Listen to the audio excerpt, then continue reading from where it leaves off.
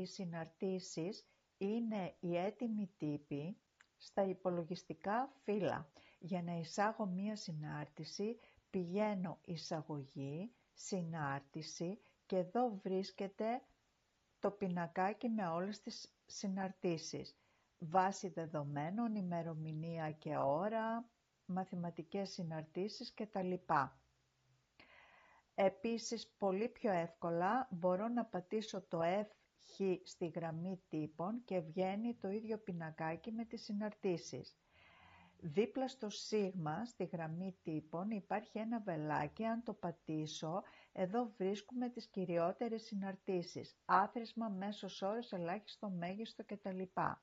Το άθροισμα βέβαια μπορεί να βγει πιο εύκολα αν πατήσω το σίγμα. Και θέλω στο κελί Β22 να βρω το άθροισμα από Β2 ως Β10. Θα κάνω κλικ στο κελί Β22 και θα πατήσω επάνω στο σίγμα. Εδώ μου έχει μαρκάρει από το Β2 ως το Β21, εγώ θέλω ως το Β10, πηγαίνω στην κάτω δεξιά γωνία, γίνεται μαύρος λεπτός σταυρός και σύρω μέχρι το 10. Βλέπουμε ότι έχει γράψει από Β2 έως Β10. Πατάω Enter.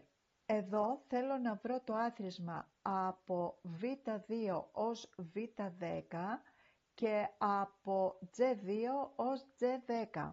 Πατάω το σίγμα, κάτω δεξιά γωνία και σύρω μέχρι το B10. Για να μαρκάρω και από G2 έως G10 θα βάλω εδώ τον κέρσορα και θα βάλω ένα ελληνικό ερωτηματικό. Ελληνικό ερωτηματικό σημαίνει και.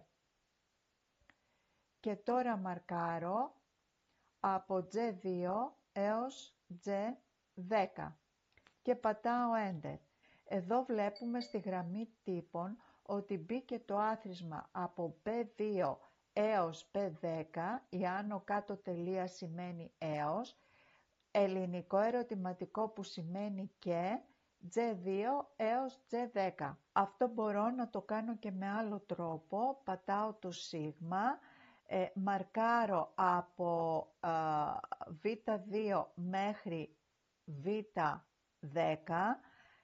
και δεν βάζω ελληνικό ερωτηματικό, απλώς πατάω Ctrl και χωρίς να το αφήσω μαρκάρω από G2 έως G10. Και βλέπουμε ότι πατώντας λοιπόν εγώ το Ctrl έβαλε από μόνο του το ελληνικό ερωτηματικό. Πατάω Enter και βγαίνει το ίδιο αποτέλεσμα. Πατάω Enter και βγαίνει το ίδιο αποτέλεσμα. Εδώ στο κελί D2 θέλω να βρω το μέσο όρο από G2 μέχρι G21. Οπότε θα πάω στο βελάκι δίπλα στο σίγμα, επιλέγω μέσος όρος και μαρκάρω από G2 μέχρι G21. Για να βρω το μέγιστο, πάλι το βελάκι δίπλα στο σίγμα μέγιστο. Ας πούμε θέλουμε να βρούμε τη μέγιστη τιμή της στήλης G και το ελάχιστο είναι η συνάρτηση min, ελάχιστο.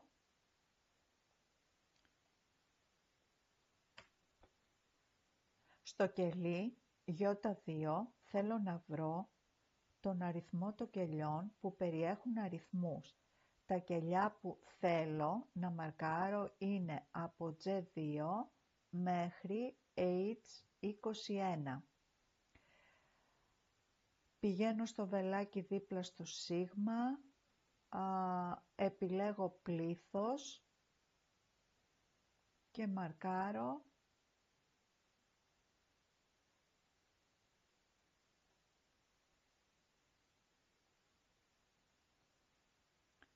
με το λεπτό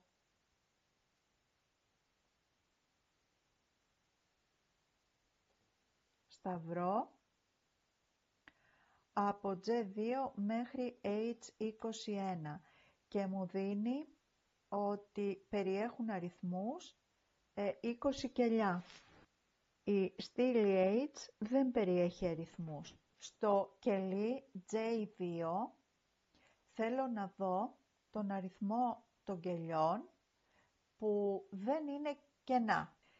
Πηγαίνω στο βελάκι δίπλα στο σίγμα, επιλέγω πλήθος α και επιλέγω τα κελιά από G2 έως H21. Πρέπει να μου βγάλει 20 και 4 από εδώ 24 και όντως μου βγάζει 24 κελιά. Στο κελί K2 θα βρω το γινόμενο της στήλης 1. Πηγαίνω στο βελάκι δίπλα στο σίγμα, πηγαίνω στο γινόμενο, είναι η συνάρτηση product και επιλέγω τη στήλη 1. Μου ξέφυγε το Β21, πατάω Ctrl και χωρίς να το αφήσω μαρκάρω και το Β21. Και εδώ μου βγάζει έναν τεράστιο αριθμό και μου το βγάζει σε επιστημονική μορφή. 1,01 ε που σημαίνει επί 10 εις την 46. Είναι τεράστιος αριθμός.